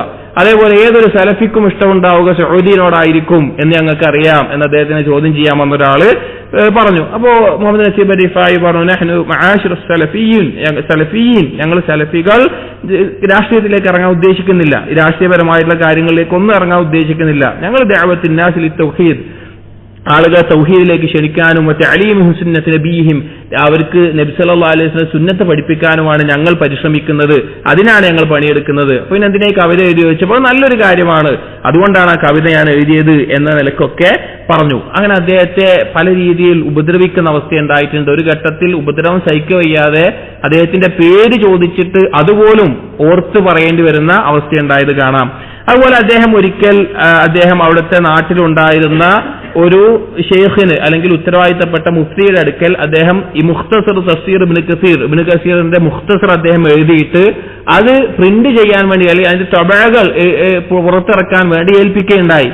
അങ്ങനെ ആ മുഫ്തി അത് പരിശോധിക്കുകയും അത് പരിശോധിച്ചതിന് ശേഷം ഇതിന്റെ ഹവാഷി അഥവാ അതിന്റെ അടിക്കുറിപ്പുകളിലെല്ലാം സലഫിയത്തിനോട് ബന്ധപ്പെട്ടിട്ടുള്ള അല്ലെങ്കിൽ സലഫുകളുടെ ഉദ്ധരണികൾ കൊണ്ടുള്ള അടിക്കുറിപ്പുകളാണ്, അതൊന്നും പാടില്ല എന്ന നിലക്ക് അദ്ദേഹം പറയുകയുണ്ടായി. അപ്പോൾ മുഹമ്മദ് നസീബ് റിഫായി തിരിച്ചു ചോദിച്ചു, ഇവിടെ പല കമ്മ്യൂണിസത്തിന്റെയും പല പിഴച്ചവാദങ്ങളുടെയും കിതാബുകൾ അടിച്ചിറക്കി വിതരണം ചെയ്യപ്പെടുന്നുണ്ടല്ലോ, സലഫുകളുടെ ഉദ്ധരണിയായിട്ടുള്ള ഖുർആന്റെ തഫ്സീർ അടിച്ചിറക്കാൻ എന്താണ് പ്രശ്നം എന്ന നിലക്ക് അദ്ദേഹം പറയുകയുണ്ടായി. അപ്പോൾ ആ മുഫ്തി പറഞ്ഞു, നിനക്ക് എത്ര വിമുഖത ഉണ്ടായാലും അതുപോലുള്ള കിതാബുകൾ ഇനിയും ഇവിടെ പ്രചരിപ്പിക്കുക തന്നെ ചെയ്യും എന്ന നിലക്ക്. അങ്ങനെ അദ്ദേഹത്തെ പീഡിപ്പിക്കുന്ന ഇനത്തിൽ അദ്ദേഹം പീഡിപ്പിക്കപ്പെട്ടാണ്. ഒരു സമയത്ത് അദ്ദേഹത്തെ ഒരു തണുപ്പുള്ള ഒരു പ്രദേശത്ത് പൂട്ടിയിടുന്ന, ശ്വാസം പോലും ശരിക്കും ലഭിക്കാത്ത സ്ഥലത്ത് 2-3 ദിവസം പൂട്ടിയിടുന്ന, മലമൂത്ര വിസർജനത്തിന് പോലും പുറത്തേക്ക് ഇറങ്ങാൻ പറ്റാത്ത, അതുപോലെ തന്നെ വുദു എടുക്കാൻ വെള്ളം പോലും നൽകാത്ത അവസ്ഥയിൽ പൂട്ടിയിടുകയും അദ്ദേഹം അവിടെ നിന്ന് പുറത്തിറങ്ങുമ്പോഴേക്കും ബോധം പോകുന്ന അവസ്ഥയിൽ പിന്നീട് വൈദ്യന്മാർ 1 മാസത്തിനുള്ളിൽ മരണപ്പെടാനാണ് സാധ്യത എന്ന് പറയുകയും എല്ലാം ചെയ്ത ഒരു സന്ദർഭം ഉണ്ടായിട്ടുണ്ട്. പിന്നെ അദ്ദേഹത്തിന് അള്ളാഹുവിന്റെ തൗഫീഖിനാൽ ആരോഗ്യം വീണ്ടെടുക്കാൻ സാധിക്കുകയും അദ്ദേഹം പിന്നീട് ലബനാനിലേക്ക് ദഅവത്തിന് വേണ്ടി പോവുകയുണ്ടായി. 1972 കാലഘട്ടത്തിൽ ലബനാനിലേക്ക് പോയി. പിന്നീട് 1975 ശേഷം ലബനാനിൽ സിവിൽ വാർ തുടങ്ങിയ സമയത്ത് അവിടുന്ന് അദ്ദേഹം തിരിച്ച് സൗദിയിലേക്ക് പിന്നീട് പോവുകയും അവിടെ ഇബ്നു ബാസ് റഹിമഹുള്ള അദ്ദേഹത്തിന് ഏറ്റവും നല്ല രീതിയിലുള്ള സൗകര്യങ്ങൾ ഒരുക്കി കൊടുക്കുകയും പിന്നീട് 1-2 വർഷങ്ങൾക്ക് ശേഷം ജോർദാനിലേക്ക് ദഅവത്തിന് വേണ്ടി അഥവാ സൗദിയുടെ ദഅവ പ്രവർത്തനവുമായി ബന്ധപ്പെട്ട് തൗഹീദിന്റെ പ്രബോധനത്തിൽ അവർ പറഞ്ഞയക്കുന്ന ആള് എന്ന നിലക്ക് എല്ലാ ചെലവുകളും ഏറ്റെടുത്തുകൊണ്ട് തന്നെ ജോർദാനിലേക്ക് ദഅവത്തിന് വേണ്ടി നിയോഗിക്കുകയും മബ്ഊസിങ്ങളായിട്ട് ആ രീതിയിൽ അയക്കുകയും അവിടെ എല്ലാ മസ്ജിദുകളിലും പോയി തന്നെ അദ്ദേഹം ദഅവത്ത് നടത്തുകയും ഈ തൗഹീദ് പ്രചരിപ്പിക്കുകയും എല്ലാം ചെയ്തു. ധാരാളം ഇതുപോലെ പിഴച്ച വാദക്കാരുമായിട്ട് പലതരത്തിലുള്ള സംവാദങ്ങളും അതുപോലെ ധാരാളം കാര്യങ്ങൾ അദ്ദേഹത്തിന്റെ ജീവിതത്തിലുണ്ടായി. പിന്നീട് 1992 അദ്ദേഹം മരണപ്പെടുകയും ചെയ്തു. അദ്ദേഹം രാത്രി നിസ്കാരത്തിന് ശേഷം ഫജ്റിന് വേണ്ടി ഒന്നുകൂടി വുളു എടുക്കാൻ വേണ്ടി അദ്ദേഹത്തിന് വുളു എടുക്കാൻ ചില തടസ്സങ്ങൾ ഉണ്ടായതുകൊണ്ട് തയമ്മും ചെയ്യാൻ വേണ്ടി മണ്ണിൽ കൈയെടുത്ത് തയമ്മും ചെയ്യുന്നതിനിടയിൽ ആ ഇരുത്തത്തിൽ തന്നെ മരണപ്പെടുകയും പിന്നീട് മക്കൾ വന്ന് നോക്കുമ്പോൾ അദ്ദേഹം മരണപ്പെട്ട് ഇരിക്കുന്ന അവസ്ഥയിലാണ് കാണുന്നത്. അദ്ദേഹത്തിന്റെ ജനാസ ശരീരം ചിരി തൂങ്ങി നിൽക്കുന്ന രീതിയിലായിരുന്നു എന്ന് ശിഷ്യന്മാർ പറഞ്ഞത് കാണാം. അദ്ദേഹം 1992 മരണപ്പെടുമ്പോൾ അതിനു മുമ്പ് ഒരു വർഷം മുമ്പ് 1991 തന്നെ അദ്ദേഹം വസീയത്തുകൾ, അദ്ദേഹം മരണപ്പെട്ടു കഴിഞ്ഞാൽ എന്തെല്ലാം കാര്യങ്ങളാണ് ചെയ്യേണ്ടത് എന്ന നിലക്ക് വസീയത്തുകൾ എഴുതി വെച്ചിട്ടുണ്ടായിരുന്നു. ആ വസീയത്തിൽ ധാരാളം 9 or 10 അല്ലെങ്കിൽ അതിലേറെ കാര്യങ്ങൾ എണ്ണി അദ്ദേഹം പറയുന്നുണ്ട്. ആ കാര്യങ്ങളൊക്കെ 19 കാര്യങ്ങൾ അദ്ദേഹം എണ്ണി പറയുന്നുണ്ട്. അതിലെല്ലാം പറയുന്ന കാര്യങ്ങൾ പറഞ്ഞാൽ അദ്ദേഹത്തിന്റെ മരണശേഷം എങ്ങനെയായിരിക്കണം മയ്യിത്ത് ജനാസ കൊണ്ടുപോകേണ്ടത്, സുന്നത്തായ രീതി എന്താണ്, അതുപോലെയുള്ള കാര്യങ്ങൾ, മക്കളുമായി ബന്ധപ്പെട്ട കാര്യങ്ങൾ, അങ്ങനെ ഓരോ കാര്യങ്ങളും അദ്ദേഹം വളരെ സുദീർഘമാവും. അതുകൊണ്ട് തന്നെ വായിക്കുന്നില്ല.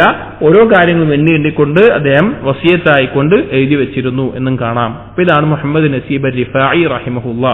സിറിയയിൽ, ഷാമിൽ, ഹലബിൽ ഈ തൗഹീദിന്റെ പ്രബോധനത്തിൽ വലിയ പങ്ക് വഹിച്ചിട്ടുള്ള, വലിയ ത്യാഗം സഹിച്ചിട്ടുള്ള, വലിയ പരിശ്രമങ്ങൾ നടത്തിയിട്ടുള്ള ഷെയ്ഖ് അൽബാനി റഹിമഹുള്ളയുടെ അതേ കാലഘട്ടത്തിൽ ജീവിച്ചിട്ടുള്ള ഷെയ്ഖ് അൽബാനി ശിഷ്യനാണെന്ന് പറയാവുന്ന, അതുപോലെ തന്നെ ഇസ്ലാമിക ലോകത്ത് അറിയപ്പെടുന്ന ഒരു പണ്ഡിതനാണ് മുഹമ്മദ് നസീബ് റിഫാഇ റഹിമഹുള്ള. അദ്ദേഹം ധാരാളം വേറെയും കിതാബുകൾ അദ്ദേഹം എഴുതിയിട്ടുണ്ട്, അദ്ദേഹം രചിച്ചിട്ടുണ്ട്. അധികവും ഈ ഒരു രീതിയിൽ സലഫുകളുടെ നെഹ്ജിനെ പ്രകടമാക്കുന്ന, അതുപോലെ തസവുഫിന്റെ പിഴച്ച ഖുറാഫാത്തുകളെയും ബിദ്അത്തുകളെയും എതിർക്കുന്ന രീതിയിലുള്ള കിതാബുകളാണ് അദ്ദേഹം എഴുതിയിട്ടുള്ളത്.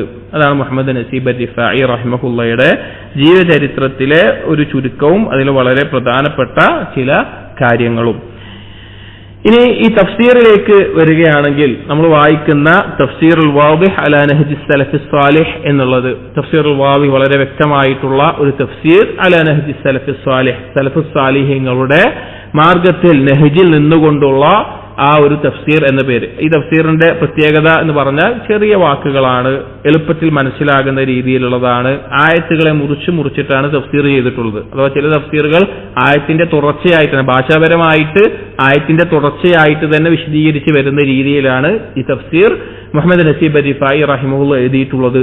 പിന്നെ എവിടെയൊക്കെയാണോ സലഫുകളുടെ അഖീദയെ പറ്റി പരാമർശിക്കുന്നത്, അല്ലെങ്കിൽ സലഫുകളുടെ നെഹ്ജിനെ പറ്റി പരാമർശിക്കുന്നത്, സുന്നത്തിന്റെ പ്രാധാന്യത്തെ പരാമർശിക്കുന്നത്, അല്ലെങ്കിൽ അങ്ങനെ വരുന്ന തെളിവുകളുടെയും ദലീലുകളുടെയും സന്ദർഭങ്ങളിലെല്ലാം ആ ഒരു വിഷയം വിശദീകരിച്ചുകൊണ്ട് എന്താണ് സലഫി മൻഹജ് എന്ന് വ്യക്തമാക്കിക്കൊണ്ട്, സലഫി അഖീദ എന്താണെന്ന് പറഞ്ഞുകൊണ്ട് ഒരു രീതിയിലാണ് ഈ തഫ്സീർ എഴുതിയിട്ടുള്ളത്. വായിക്കുമ്പോൾ മനസ്സിലാവും. ഏതെങ്കിലും ഒരു സന്ദർഭത്തിൽ അള്ളാഹുവിന്റെ ഏതെങ്കിലും ഒരു നാമം വരുന്നുണ്ടെങ്കിൽ, വിശേഷണം വരുന്നുണ്ടെങ്കിൽ, അതിൽ പിഴച്ച ആളുകളുടെ വാദം എന്താണ് ശരിയായി മനസ്സിലാക്കേണ്ടത്, അതുപോലെ തന്നെ തൗഹീദിന്റെ ഭാഗത്ത് തൗഹീദിന്റെ പ്രാധാന്യം, ബിദ്അത്തിനുമായി ബന്ധപ്പെട്ട് വരുന്ന എന്തെങ്കിലും കാര്യമുണ്ടെങ്കിൽ അതുമായി ബന്ധപ്പെട്ട ഹദീസുകൾ കൊണ്ട് വിശദീകരിച്ചിട്ട് ആ രീതിയിലാണ് ഈ തഫ്സീർ എഴുതിയിട്ടുള്ളത്. ഇനി നമുക്ക് ആരംഭിക്കാം. ഒരു ആയത്തെങ്കിലും ഒന്ന് ആരംഭിച്ചു വെക്കാം. നമ്മൾ ആരംഭിക്കുന്നത്, ആദ്യം വായിക്കുന്നത് സൂറത്തു ഖാഫ് ആണ്. സൂറത്തു ഖാഫ് ആണ് വിശുദ്ധ ഖുർആനിലെ 50-ാമത്തെ സൂറത്തായിട്ടുള്ള സൂറത്തു ഖാഫ് ആണ് നമ്മൾ ആദ്യം ആരംഭിക്കുന്നത്. ആരംഭിക്കാനുള്ള ഉദ്ദേശവും ഇങ്ങനെ തെരഞ്ഞെടുക്കാനുള്ള കാരണവും നമ്മൾ പറഞ്ഞു. കാരണം ഏറ്റവും അധികം നമ്മൾ പാരായണം ചെയ്യുന്ന, നിസ്കാരങ്ങൾ കേൾക്കുന്ന സൂറത്തുകൾ ആണ് ഇതിന് ശേഷമുള്ളത്. അപ്പൊ സ്വാഭാവികമായിട്ടും നമുക്ക് തഫ്സീർ പഠിക്കുന്നതിന്റെ ഒരു സമറത്ത് എന്താണ്, ആയത്തുകളെ കുറിച്ച് ഉറ്റാലോചിക്കാൻ സാധിക്കുക എന്നുള്ളതാണ്. അപ്പോ വളരെയധികം ഉപകരിക്കുന്ന, നമ്മളധികം കേൾക്കാൻ സാധ്യതയുള്ള, ചിന്തിക്കാൻ സാധ്യതയുള്ള, അതുപോലെ തന്നെ പരലോകത്തെ ഓർമ്മിപ്പിക്കുന്ന, അങ്ങനെയുള്ള കാര്യങ്ങൾ ഉൾക്കൊള്ളുന്ന സൂറത്തുകളായതുകൊണ്ടാണ് ഈ സൂറത്തുകളെ തിരഞ്ഞെടുത്തത്. സൂറത്ത് ഖാഫ്, ഇതിൽ മുഹമ്മദ് നസീബ് റിഫാഇ തഫ്സീറിന്റെ ഒരു പ്രത്യേകത, ഓരോ സൂറത്തിന്റെയും ആരംഭത്തിൽ അത് മക്കിയാണോ മദനിയാണോ എന്നുള്ളതിനെ പരാമർശിക്കും. അതുപോലെ തന്നെ അത് ഏത് സൂറത്തിന്റെ ശേഷമാണ് ഇറങ്ങിയിട്ടുള്ളത്, അതോ സൂറത്ത് ഇറങ്ങിയ ഒരു ഓർഡർ ഉണ്ടാവുമല്ലോ, ഖുറാനിന്റെ ഓർഡർ അല്ലാതെ ഇറങ്ങിയ ഓർഡർ ഉണ്ടാവും. ആ ഓർഡർ അനുസരിച്ച് ഏതിനു ശേഷമാണ് ഇത് ഇറങ്ങിയിട്ടുള്ളത് എന്ന നിലക്ക് ആദ്യം പറഞ്ഞുകൊണ്ടാണ് ഇതിന്റെ ഓരോ സൂറത്തിന്റെ തഫ്സീറും മുഹമ്മദ് നസീബ് റിഫാഇ റഹിമഹുള്ള എഴുതിയിട്ടുള്ളത്. അപ്പൊ സൂറത്ത് ഖാഫിന്റെ ആരംഭത്തിൽ പറയുന്നു, മക്കിയത്തുൻ ഇലൽ ആയ 38-ാമത്തെ ആയത്ത് വരെ സമാനിക സലാസൂൻ 38-ാമത്തെ ആയത്ത് വരെ മക്കിയാണ്. മൊത്തം 45 ആയത്തുകളാണ് സൂറത്ത് ഖാഫിലുള്ളത്. അതിൽ 38-ാമത്തെ ആയത്ത് വരെയുള്ളത് മക്കിയാണ്. ഫമദനിയ ഇലായ 38-ാമത്തെ വരെ അല്ലേ? അഫൻ ഇല്ലൽ ആയ 38-ാമത്തെ ഒഴികെ ഇല്ല എന്നല്ല, ഇല്ല 38-ാമത്തെ ആയത്ത് ഒഴികെ ബാക്കിയുള്ളതൊക്കെ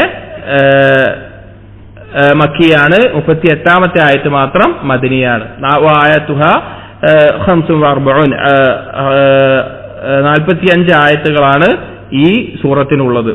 അപ്പോ ഈ മക്കിയായ സൂറത്ത് മദനിയായ സൂറത്ത് പറഞ്ഞു കഴിഞ്ഞാൽ നമുക്കറിയാം എന്താണ് മക്കിയായ സൂറത്ത് മദനിയായ സൂറത്ത് പറഞ്ഞാൽ. ഹിജ്റക്ക് മുമ്പ് ഇറങ്ങിയത് ഏതാണ്? മക്കിയായ സൂറത്തും ഹിജ്റക്ക് ശേഷം ഇറങ്ങിയത് മദനിയായ സൂറത്തും അല്ലെ? അത് മക്കയിൽ അവതരിച്ചതാണെങ്കിലും ആ സൂറത്ത് എന്താണ്? മദനിയായ സൂറത്തും ആയത്തുകളുമാണ്. അപ്പൊ 45 ആയത്തുകളാണ് ഈ സൂറത്തുള്ളത്. നസലത് ബഅദൽ മുർസലാത്ത്, ഈ സൂറത്ത് ഇറങ്ങിയിട്ടുള്ളത് സൂറത്തുൽ മുർസലാത്തിന് ശേഷമാണ് ഈ സൂറത്ത് ഇറങ്ങിയിട്ടുള്ളത്. ഈ സൂറത്ത് ഇറങ്ങിയിട്ടുള്ളത് മുർസലാത്തിന് ശേഷമാണ്. ഭൂരിഭാഗത്തിന്റെ അടിസ്ഥാനത്തിലാണ് പറയുന്നത്, ഈ ആയത്തുകളുടെ അടിസ്ഥാനത്തിലല്ല. ഭൂരിഭാഗം ആയത്തുകളും അങ്ങനെയാണ്. ഒരായത്ത് മാത്രം, ചില സൂറത്തിന്റെ പകുതി ആയത്ത് മക്കി പകുതി മദനി അങ്ങനെയൊക്കെ വേറിട്ട് വരാറുണ്ട്. അപ്പൊ അതിന്റെ ഭൂരിഭാഗത്തിന്റെ അടിസ്ഥാനത്തിലാണ് പൊതുവെ ഇങ്ങനെ പറയാറുള്ളത്. അഊദു ബില്ലാഹി മിനശ് ശൈത്വാനിർ റജീം. ബിസ്മില്ലാഹിർ റഹ്മാനിർ റഹീം. ഖാഫ് വൽ ഖുർആനിൽ മജീദ്. ഇതിന്റെ രീതി കണ്ടാൽ നിങ്ങൾക്ക് മനസ്സിലാവും ആയത്തിന്റെ ഇടയിലൂടെയാണ് തഫ്സീർ എഴുതിയിട്ടുള്ളത്. ഇപ്പൊ ധാരാളം തഫ്സീറുകൾ നോക്കിയാൽ നിങ്ങൾക്ക് മനസ്സിലാവും ഒരു ആയത്ത് പറഞ്ഞ് അതിനുശേഷം അതിന്റെ തഫ്സീർ എഴുതുന്ന രീതിയാണ് ഉണ്ടാവുക. ഇവിടെ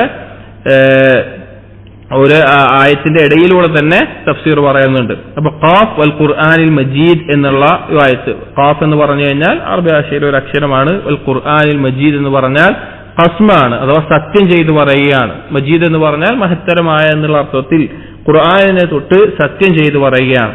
ഖാഫ് ഹർഫും മിനൽ അഹ്റുഫിൽ മുഖത്തഅ അല്ലതി ഇഫ്തതഹ അല്ലാഹു ഫീഹാ അവൈല ബഅദ് സുവർ.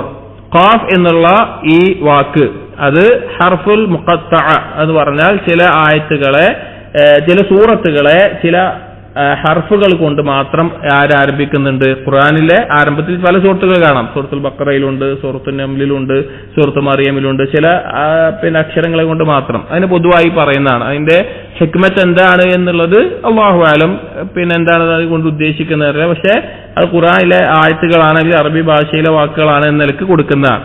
അപ്പോൾ പല സൂറത്തുകളെയും ഇത് ആരംഭിച്ചിട്ടുണ്ട് ഈ നിലക്ക്. വൽ ഖുർആനിൽ മജീദ്, ഖുർആനിൽ മജീദ് എന്നുള്ള മഹത്തരമായ ഖുർആൻ തന്നെയാണ് സത്യം എന്ന നിലക്ക്. ഖസ്മുൻ ബിൽ ഖുർആനിൽ കരീം അലാ സാഇരിൽ കുതുബ്, മറ്റുള്ള കിതാബുകളെ എല്ലാം അല്ലെങ്കിൽ മറ്റുള്ള കിതാബുകളെക്കാളെല്ലാം ഖുർആനിനെ കൊണ്ട് സത്യം ചെയ്ത് പറയുകയാണ്. ഖുർആൻ എന്നുള്ളത് നമുക്കറിയാം മറ്റുള്ള കിതാബുകളെല്ലാം നസ്ഖ് ചെയ്യുന്ന, അതിന്റെ അഹ്കാമുകളെ നസ്ഖ് ചെയ്യുന്ന ഗ്രന്ഥമാണ് ഖുർആൻ എന്നുള്ളത്. അവസാനം ഇറങ്ങിയിട്ടുള്ള അല്ലാഹുവിന്റെ കിതാബാണ്. അപ്പൊ അതിൽ സത്യം ചെയ്തു പറയുകയാണ്.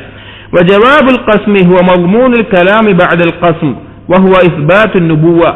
സാധാരണഗതിയിൽ അറബി ഭാഷയിൽ സത്യം ചെയ്തു പറഞ്ഞു കഴിഞ്ഞാൽ, അതായത് ഒരു വാക്കുകൊണ്ട് സത്യം ചെയ്തു പറഞ്ഞു കഴിഞ്ഞാൽ എന്താണ് സത്യം ചെയ്ത് പറയുന്നത് അതിനോട് തുടർന്നുകൊണ്ട് വരും. ഉദാഹരണത്തിന് പറഞ്ഞു കഴിഞ്ഞാൽ വല്ലാഹി ലാ ഫഅലന്ന കദാ, അല്ലാഹു ആണ് ഞാൻ ഇന്ന കാര്യം ചെയ്യും. അപ്പൊ വല്ലാഹി എന്ന ഖസ്മിന് ശേഷം ലാ ഫഅലന്ന കദാ എന്ന് പറഞ്ഞാൽ ജവാബുൽ ഖസ്ം എന്ന് അറബി ഭാഷയിൽ പറയും. എന്താണോ കാര്യം അത് ആ കാര്യം. അപ്പൊ ഇതിൽ വൽ ഖുർആനിൽ മജീദ് എന്ന് പറഞ്ഞിട്ടുണ്ട്, പക്ഷെ അതിന് തുടർന്ന് വേറൊന്നും പറഞ്ഞിട്ടില്ല. അപ്പൊ എന്താണ് അവിടെ അതിന്റെ ജവാബ് എന്താണ്? അത് അതിനോട് ചേർന്ന് വരുന്ന ഈ സൂറത്തിൽ ബാക്കി പരാമർശിച്ചിട്ടുള്ള കാര്യങ്ങളാണ്. അതെന്തെല്ലാം കാര്യങ്ങളാണ്? ഇസ്ബാത്തുൻ നുബുവ, നുബുവത്തിനെ സ്ഥിരപ്പെടുത്തുന്ന കാര്യങ്ങൾ തുടർന്ന് വരുന്നുണ്ട്. വഇസ്ബാത്തുൽ മആദി വതഖരീരിഹി വതഹ്ഖീഖിഹി വഇൻ ലം യകുനിൽ ഖസ്മു യതലഖാ ലഫ്വൻ. അതുപോലെ തന്നെ പരലോകത്തെ സ്ഥിരപ്പെടുത്തുന്ന, പരലോകത്തിനെ സത്യപ്പെടുത്തുന്ന, അതിന്റെ യാഥാർത്ഥ്യത്തെ ബോധ്യപ്പെടുത്തി തരുന്ന അതുപോലുള്ള ധാരാളം കാര്യങ്ങൾ വാക്കുകൊണ്ട് പ്രത്യേകം പറഞ്ഞിട്ടില്ല എങ്കിൽ ഈ സൂറത്തിന്റെ ബാക്കിയിൽ അതാണ് ചർച്ച. അതുകൊണ്ട് അതാണ് അതിന്റെ ജവാബ്. ഫഹാദാ കസീറുൻ ഫി അഖ്സാമിൽ ഖുർആൻ. ഇത് ഖുർആനിൽ സത്യം ചെയ്ത് പറഞ്ഞിട്ടുള്ള ധാരാളം കാര്യങ്ങൾ ഇങ്ങനെ വന്നിട്ടുണ്ട്. അഥവാ ഖുർആനിന്റെ ഒരു രീതിയാണ് എന്ത്, ഈ നിലക്ക് പിന്നെ സത്യം ചെയ്ത് പറഞ്ഞ് കൃത്യമായി അതിന് ശേഷം എന്താണ് ജവാബ് എന്ന് പറയാതെ വിശദീകരിച്ച് പറയുക എന്നുള്ളത് ഖുർആനിന്റെ രീതിയാണ് എന്ന് ഇതിന്റെ ആരംഭത്തിൽ പറയുകയാണ്. അപ്പോൾ ഖുർആൻ മജീദ് എന്ന് സത്യം ചെയ്ത് പറയുന്നത് അതിന്റെ ബാക്കിയുള്ള കാര്യങ്ങളാണ്. ഇൻഷാ അല്ലാഹ് നമുക്ക് അടുത്ത ആയത്തുകളെല്ലാം അടുത്ത ആഴ്ചകളിൽ ദർസുകളിൽ നമുക്ക് നോക്കാം. سبحانك اللهم وبحمدك أشهد أن لا إله إلا أنت أستغفرك وأتوب إليك وصلى الله على نبينا محمد وعلى آله وصحبه أجمعين والحمد لله رب العالمين.